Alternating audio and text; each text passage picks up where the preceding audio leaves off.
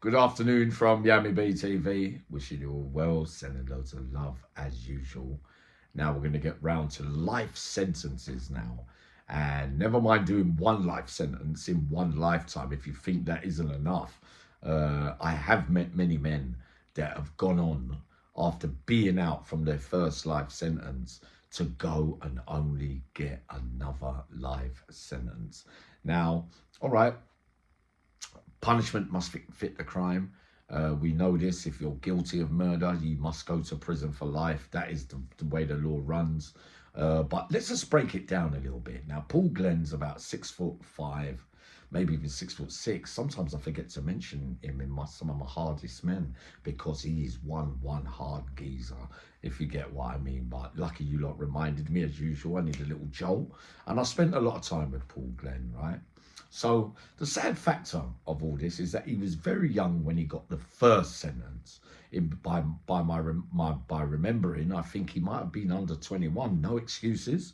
We know it was called HMP at that time, and when you turn into adult, it turns into a life sentence. HMP is Her Majesty's pleasure for people that get life sentences under the age of 21. So if I remember rightly, that was how he got his first life sentence. Over a robbery or something kind of like that went wrong, right? But I can't remember the full ingredients of the case. But then, after serving that and having great plans to go straight when he came out, he gets what he dreamed of all his life. He meets a lovely young lady and has a child with her. So his life's going pretty well and he's out a couple of years and there doesn't seem to be too many problems. Now, I meet him again now in jail in the Cat A's as usual.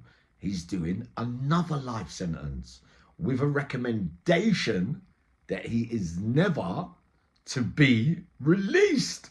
Right, now, let me put this into perspective now. If we look at the prosecution's case, right, you look at it, now I'm not playing judge and jury here, right, but let's look at what they say. They say that he knocked on the wrong door, that he went to pay someone a visit to have a little chat with them, and he knocked on the wrong door and didn't get to see the person that he came to see, and it ended up with the geezer attacking him with a weapon of some kind, and it ended up with the other person unfortunately dying. Right now, there are question marks I can't go into over the forensic evidence. It's not, to me, conclusive, because where the DNA was, it wasn't, it was on something that was a movable object, if I remember rightly, right? So a movable object means that it could have come from anywhere. It might have been in a shop once, it might have been down the road once, it might have been in the hands of somebody else once. But the balance of probability, the courts, we know how it can seem sometimes. But anyway, he gets a life sentence, right? So he outlines the prosecution case to me. He tells me how it went, right? So obviously his version of events to their version is completely different, right? He had a co-defendant, a well-known one, who got not guilty. Many of you will know who that is because many of you keep asking me to talk about him as well. But on meeting Paul Glen, you'd expect him to be, with the size he's got and everything, and naturally physically strong, even without going to the gym, if you get what I mean, right? So he doesn't come across, he's not a bully or anything like that. He doesn't start trouble. Very quiet geezer, and he didn't seem that happy to me, which you wouldn't on your second life sentence, and the probability of you not ever getting out ever again. And you know, there's only a few that fall into that category of never ever going to be released again.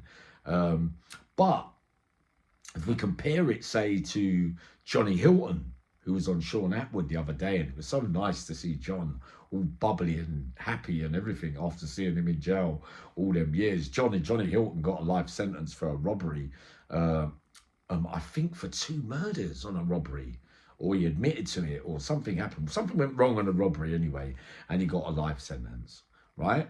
So he serves that. He serves a big sentence out of that, comes out, gets another life sentence for something kind of similar, if you get what I mean. I don't know the whole ingredients but it might have been during a robbery again. I can't be too sure.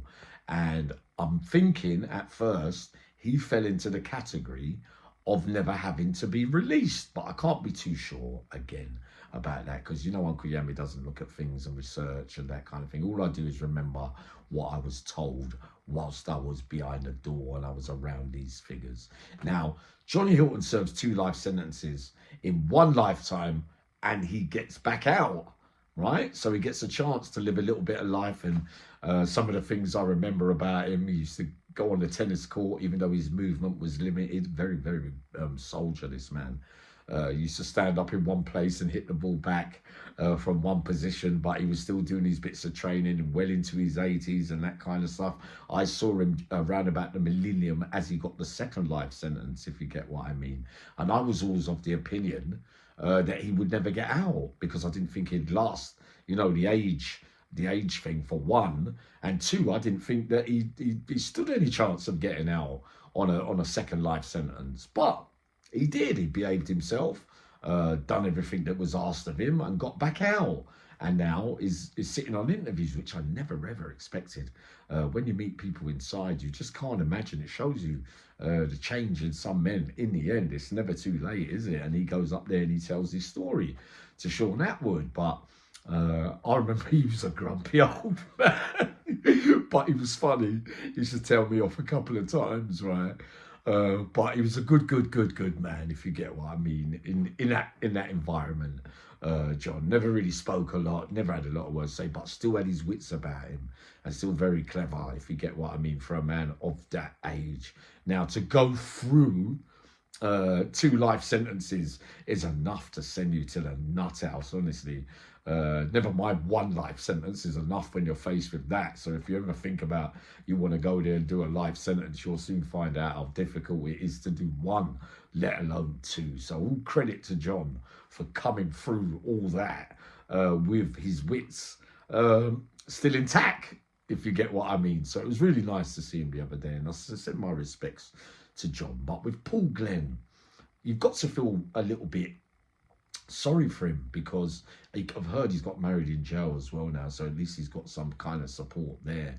But for one, if you listen to the tabloids, you'd think, well, how's that premeditated murder then? Because he didn't go there to murder anyone. If this is like, if we're listening to what the prosecution say, because this is not what he says, right? So even if you did, you went to pay someone a visit and it's gone drastically wrong, never mind that you never got to see the person, so they say, that you came to have a word with or a chat with over a number of things. We don't know what he was going around there to have a talk about, right? But he knocks on the wrong door, allegedly, and somebody else attacks him and he ends up with wounds and things like that. So unfortunately, somebody else dies. But I can't go into the case details, because his version to what the prosecution say is not the same thing. So it's not fair for me to come up here and say what the matter of guilt is on the 2nd murder, for me to play judge and jury and to weigh it up for you all, because that's not what I'm here now. The one thing I can say about Paul Glen, and I'm surprised that I didn't remember him in my hardest men, because he is one hard man, and a very easy man to get along with, very reasonable to talk to as well, and doesn't like bullies and isn't a bully at all. And you know, to see his face like certain days, you know, when you wake up and you think, Gordon Bennett, you know, the only thing that matters to him is his missus and kids. And, you know, for whatever happened on that day, you know, it won't leave him, because he's going to feel hard done by, because only him himself knows that if he deserves that 2nd life sentence or not. Never mind not having a chance to ever come out again, you know, because whatever way you look at it, it's not premeditated, is it? It's not something where the tabloids are saying, well, he went round there to kill him, or we went round there to blah, blah, blah. You know what I'm saying? So to me, for one, he shouldn't have a natural life sentence, because if that's the case, then that means any man that gets a life sentence after his 1st life sentence should be doing a natural life then. And that's not the case with everyone. So I say that that 2nd murder falls into a very, very lower category, if there is one, unfortunately, where there's life lost. It's not a good thing, but it does fall into a lower bit of category when it comes to premeditation and saying that you set off from your house to go and have a talk or meet somebody, and it ends up with a man attacking you, and you end up with another life sentence, and there's not really much you can do apart from lie down and let the other man kill you, if you get what I mean. So worst ways, the tabloids, if we listen to what they're saying, then it should have been self-defense, if you get what I mean. But like I said, I don't know.